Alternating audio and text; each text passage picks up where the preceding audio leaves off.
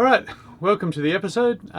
In this one we are going up the Fitzroy River and it's hectic. Yeah, it is quite hectic. So we hope you enjoy it, but what else is going on? Well, we just wanted to remind you that there's one more week to grab your free range sailing t-shirt or hoodie. And if you wanted to grab one now before you forget, then you can click the link next to Troy's head. This one. We hope you enjoy the episode.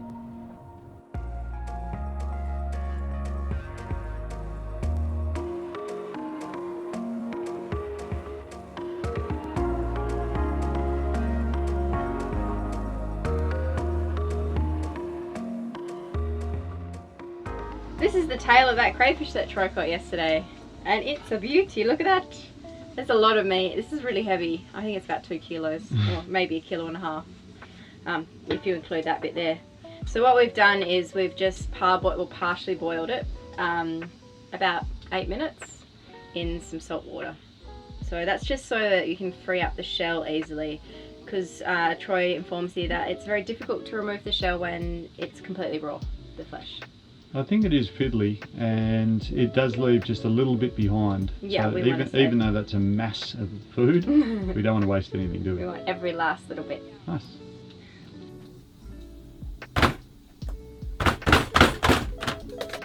So this is a bit of a larger cray, Pasky, so it's a bit harder. A normal sized crayfish, you'd get through it, so it needs someone insensitive like me to get there.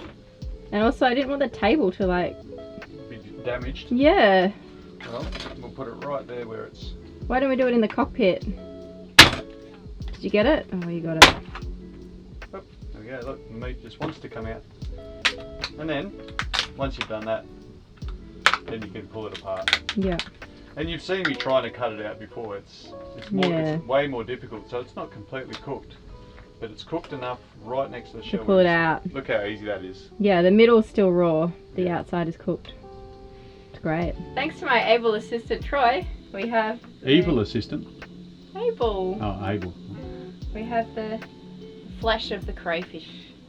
And we actually steamed it with, as well as with salt, we steamed it with a bit of vanilla essence, and that just helps to remove the bitterness from the flesh. That's with tropical crays. If you're going further south and having rock lobsters, they don't need vanilla essence. They're great just as they are.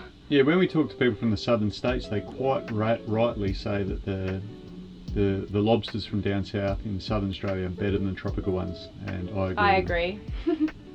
Alright, so we're just going to cut slivers, and we're just going to fry this crayfish really simple. We haven't actually got many ingredients left because we're about to go into town. We haven't really stocked provision for about 8 weeks.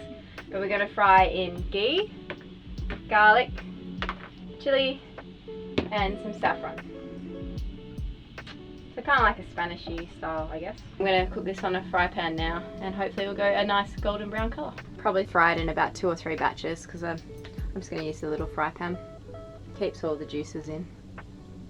The fry pan's a bit big and it leaks. So. And flat. And flat, yeah.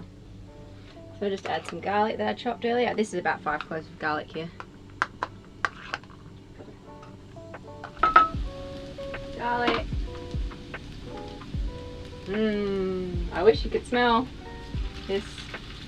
Or maybe you don't want to smell it because you might get hungry. Just put a little bit of the saffron in.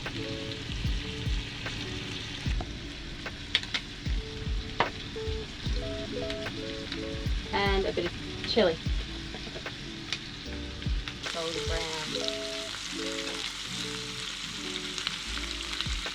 So I'm just cooking these until the flesh of the crayfish has gone opaque. And I'm also looking for a golden brown colour. A bit of chewiness on the outside. This is about right.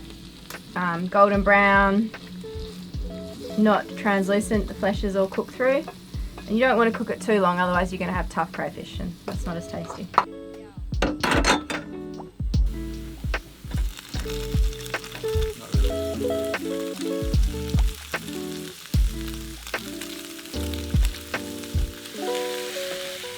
The crayfish is going yellow from saffron, that's pretty cool. As well as golden brown from the yellow ghee. Has it taken you much to get used to a non-rocking boat again? No. This is awesome. That was the first thing I said when we arrived. I was like, woohoo, we're not rolling. It's worth the extra effort, isn't it? Yeah. We're in Pacific Creek. just before we go to Rockhampton. So we're going to have this with simple alfalfa salad with a vinaigrette and some brown rice. What a plate! That's not too bad for a boat that's run out of food, is it? Yeah. I think we're doing okay. Let's have a taste, Dale. So, off camera, we put a little bit of honey on there as well, haven't we? So yeah. The vinegar and the honey is just our concession to not getting southern rock lobsters.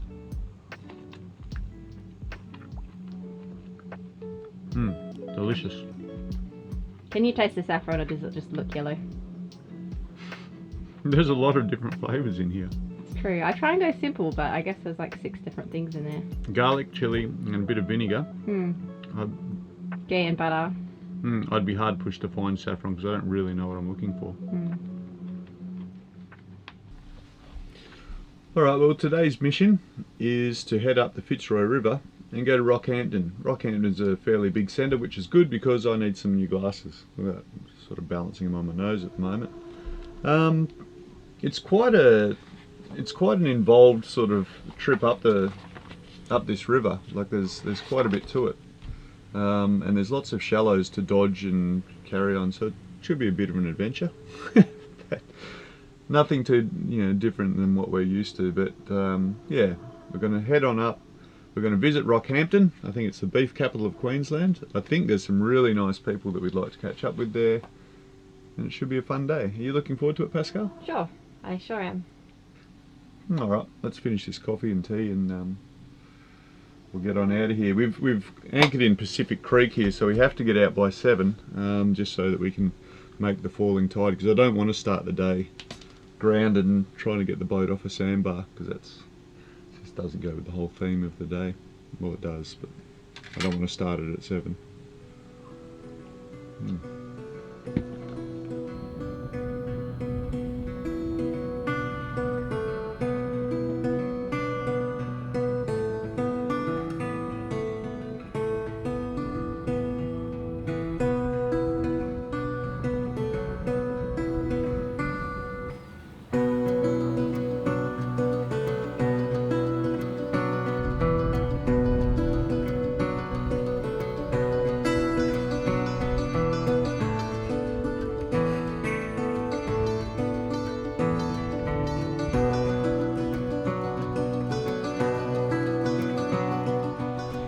There's navigation marks up here. There's green cones in the river, but in this light, and they're only so big, I want to aim for them, but it's really hard to see with a naked eye. But at least with binoculars, you can see where the mark is, and you can line up something on land, and then you can just head for that landmark.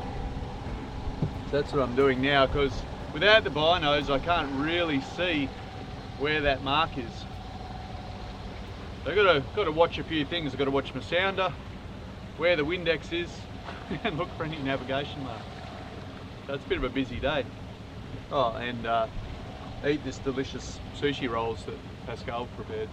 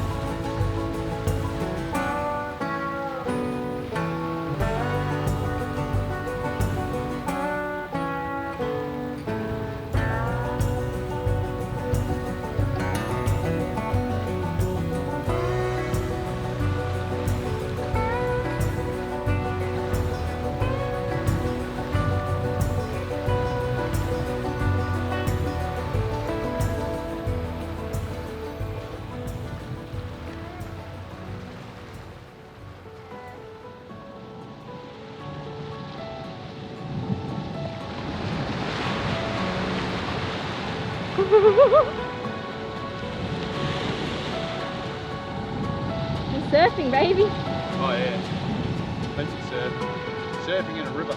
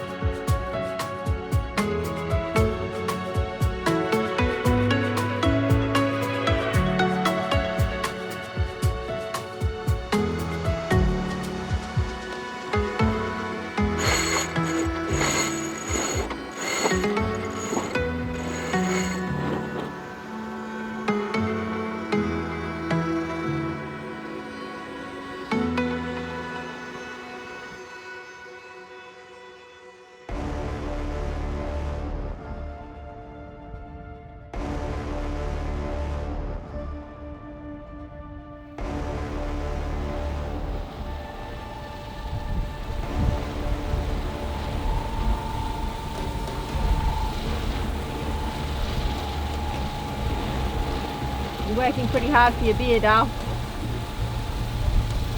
I'm glad to hear verbal confirmation there is in fact a beer at the end of it though.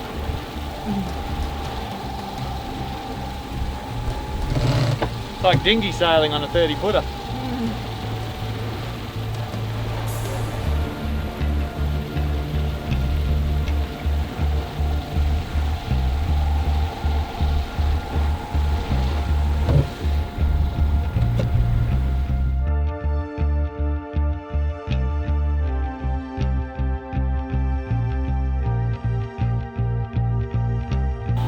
We've hit the bottom.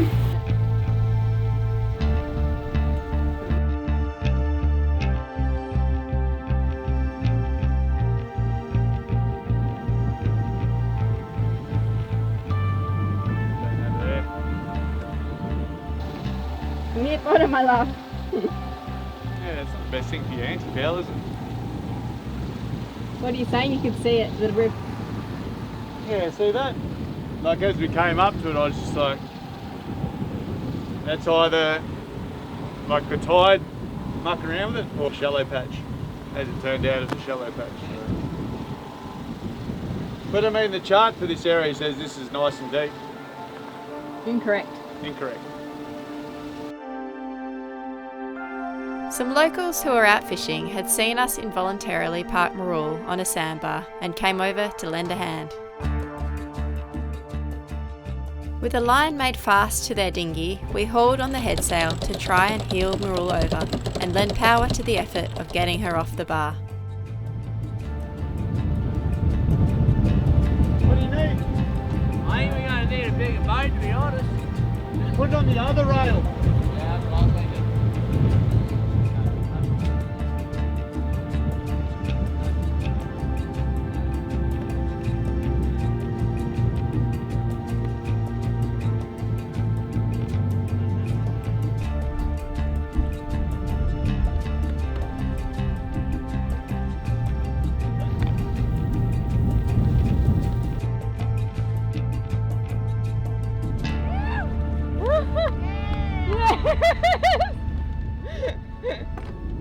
With the sails still up and Marul suddenly free, we rocketed forward, and it was just quick hands to the tiller that avoided a collision. Thank you!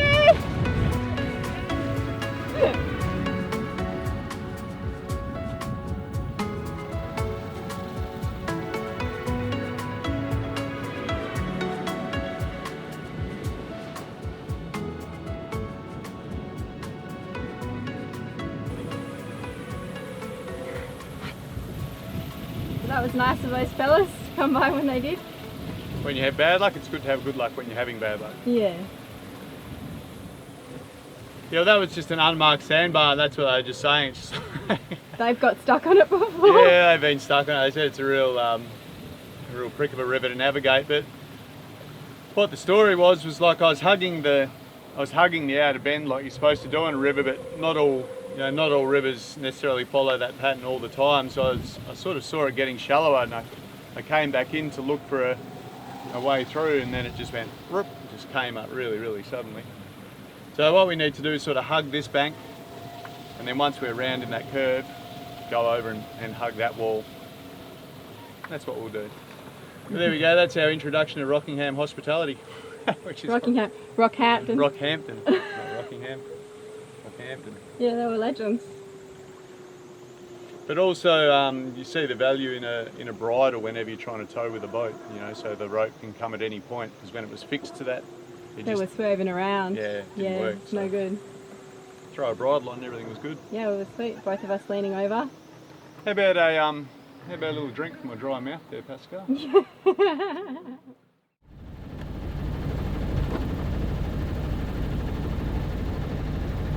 It's alright?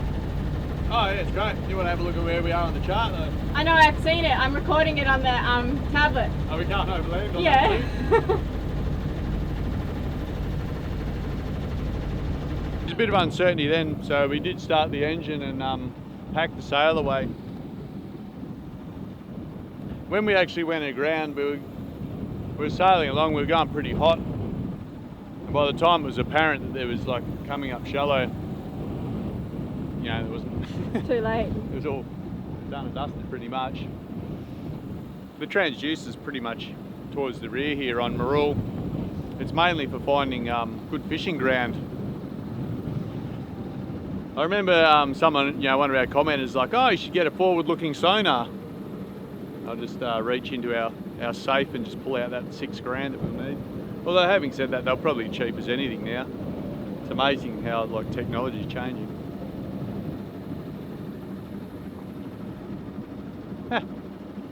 Feel pretty, just a relaxing day out on the river now. Apart from that we're driving on dry land if you look at our chart.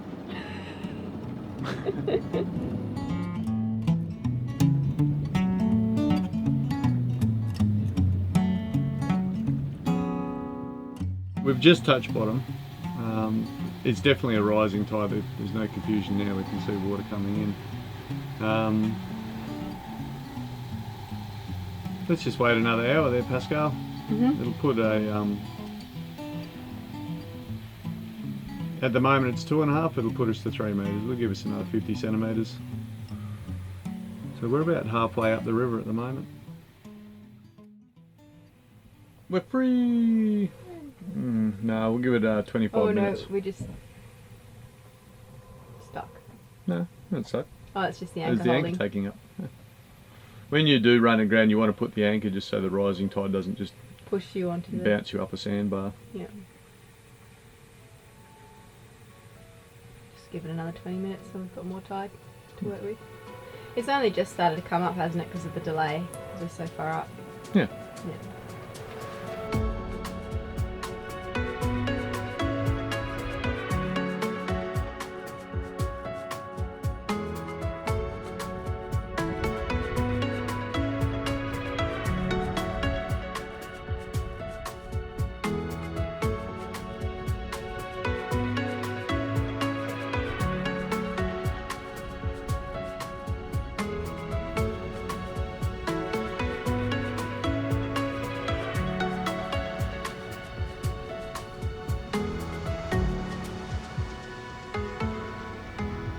How much do you reckon we had? Alright, Do you reckon we had a lot there? a fair bit. Oh yeah. It just looks closer when you're under it. It looks horrible, doesn't it? Yeah. It's like, ah!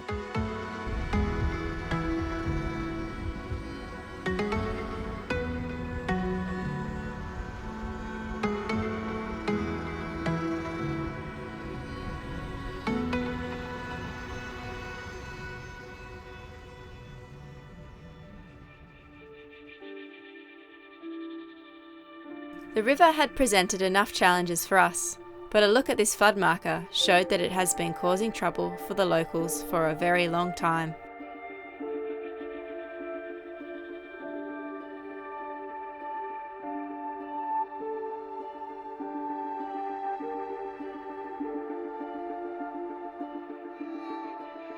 A real attraction of Rockhampton is the beautiful historic architecture, and we wanted to find out more, so we headed to the Rockhampton Historical Society.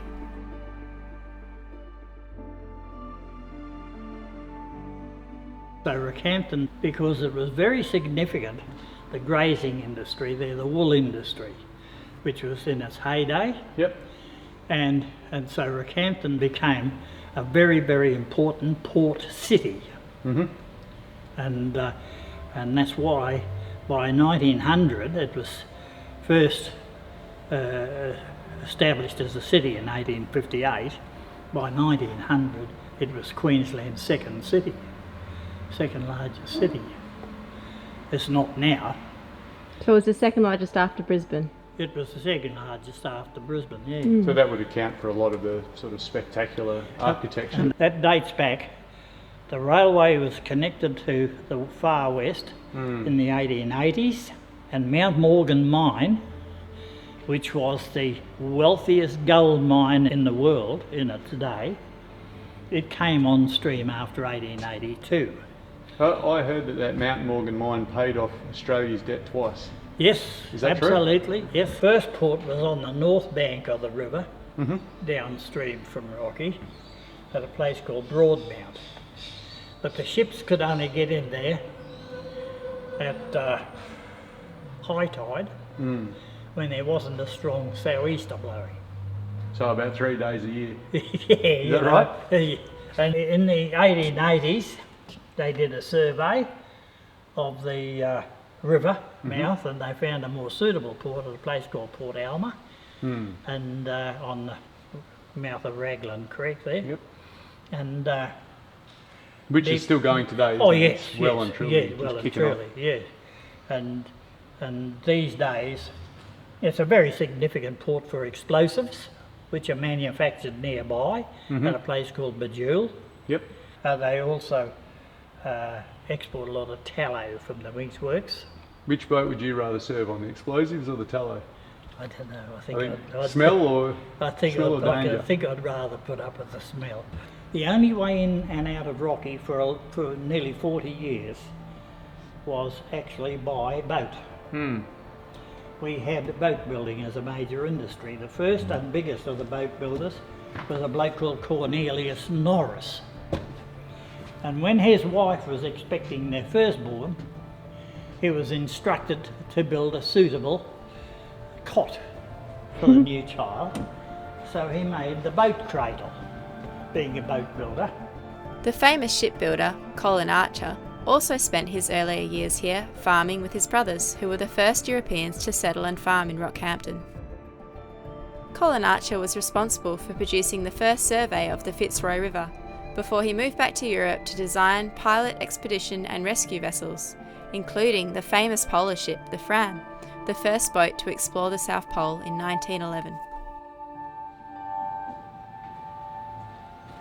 Even the bishops looked hard back then, didn't they? Look at that face. That's the chemist shop. Everyone looks like they're having just a nice day out in it.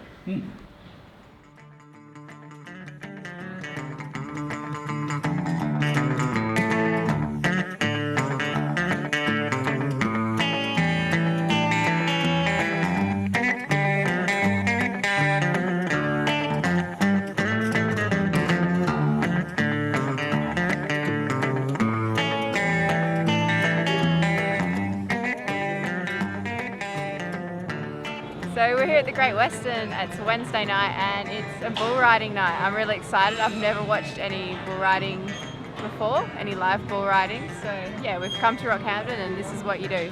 So we've also got a couple of our patrons joining us too, so it's going to be a lovely dinner. Troy, have you ever seen bull riding before? Nah, I'm pretty psyched for it. It's worth coming up the river for, 30 miles.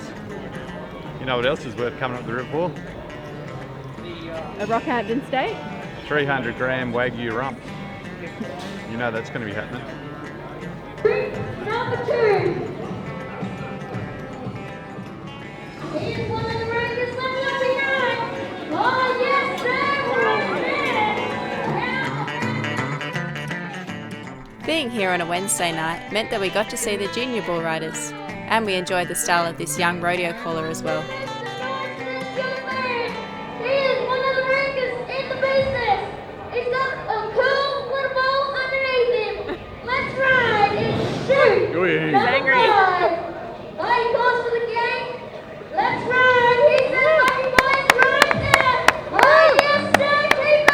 How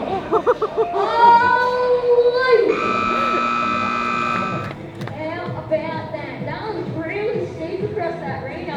He just snapped it awesome. Medium rare. Oh, it's pretty rare. I'm going to start asking for stuff blue. Hey, Lawrence, that little ball, you got some of the top three in gonna be a bright future for that little ball. Surely gonna make it. That ball went. He had a little bit of a go, didn't he? Had a little charge.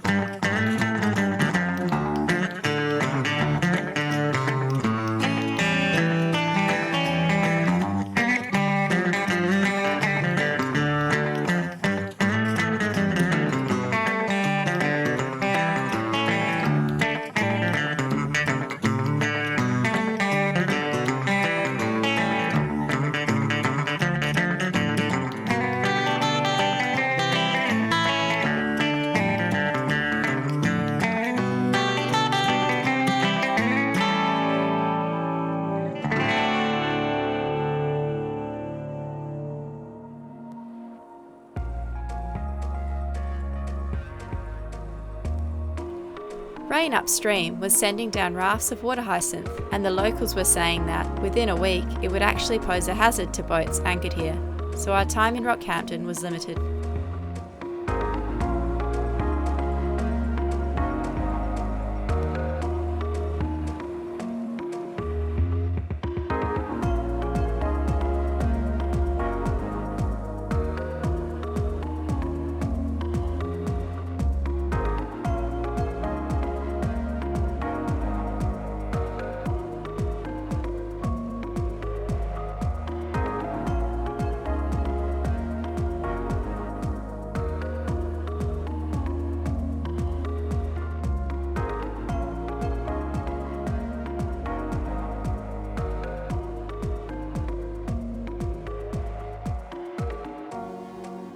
Thanks for tuning in to Free Range Sailing this week, and if you enjoyed the video, please don't forget to give it a thumbs up. Alright, join us next week for an Aussie bushcraft episode and you get to see Pascale eat a live grub.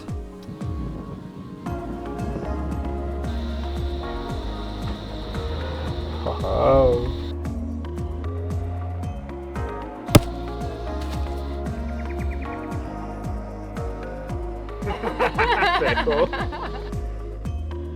To stay notified of our upcoming videos, don't forget to subscribe to our channel by clicking the button in the bottom right hand corner of the screen.